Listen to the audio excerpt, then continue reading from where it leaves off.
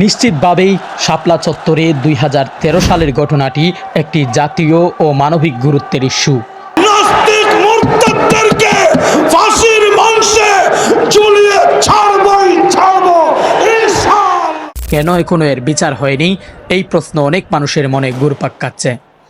বাংলাদেশের ইতিহাসে কিছু রাত থাকে যা ভুলে যাওয়া যায় না। 2013 সালের 5 মে শাপলা চত্বরে ঘটে এমনই এক ভয়াবহ ঘটনা, যেখানে গণহত্যা শব্দটিও যেন ছোট্ট হয়ে যায়। আজ আমরা বলবো কেন সেই রক্তাক্ত রাতের বিচার আজও হয়ে ওঠেনি। হেফাজতে ইসলাম বাংলাদেশের ডাকে সেদিন লাখো মানুষ জড়ো হয়েছিল রাজধানীর কেন্দ্রস্থল শাপলা চত্বরে।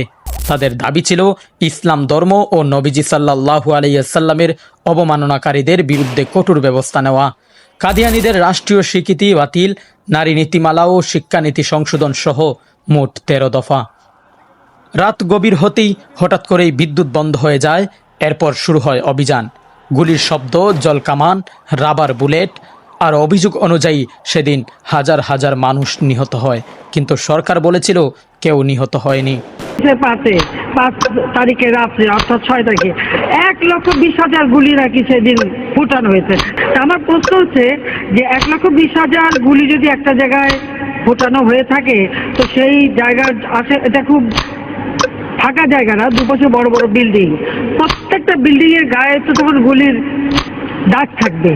ইসলামের হেফাজতের পক্ষ থেকে দাবি করা হয় সরকারের পরিকল্পিত গণহত্যা চালানো হয়েছিল। তাদের ভাষায় মিডিয়া ব্ল্যাক আউট ঘটিয়ে রাতের আধারে রাষ্ট্রীয় বাহিনী হত্যা করে লাশ গুম করে দেয়। মানবাধিকার সংস্থাগুলো এমনকি আন্তর্জাতিক মহলেও শোরগোল পড়ে যায়। বিভিন্ন সংগঠন নিরপেক্ষ তদন্তের দাবি জানায়, কিন্তু সরকার শুরু থেকেই দাবি করে আসছে সবই গুজব, কোনো গণহত্যা হয়নি, কোনো লাশ গুম হয়নি। প্রশ্ন হলো, তাহলে এত মানুষ গেল কোথায়? বিচার কেন হয়নি, এর 4টি কারণ তুলে ধরা হচ্ছে। প্রথমত, এই ঘটনার বিরুদ্ধে স্বাধীন তদন্ত হয়নি। সরকার শুরুতেই নিজেকে নির্দোষ প্রমাণ করার চেষ্টায় ব্যস্ত ছিল।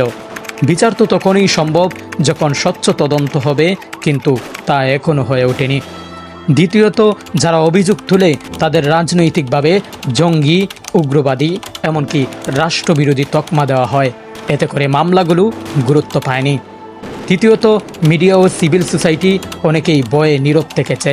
কেউ কেউ রাজনৈতিক পক্ষপাত নিয়ে ঘটনাটিকে উপেক্ষা করেছে। চতুর্থ, প্রভাবশালী মহলের চাপ। এমন ঘটনা প্রকাশ পেলে সরকারের আন্তর্জাতিক ইমেজ ক্ষতিগ্রস্ত হতো, তাই তা দামাচাপা দেওয়া হয়।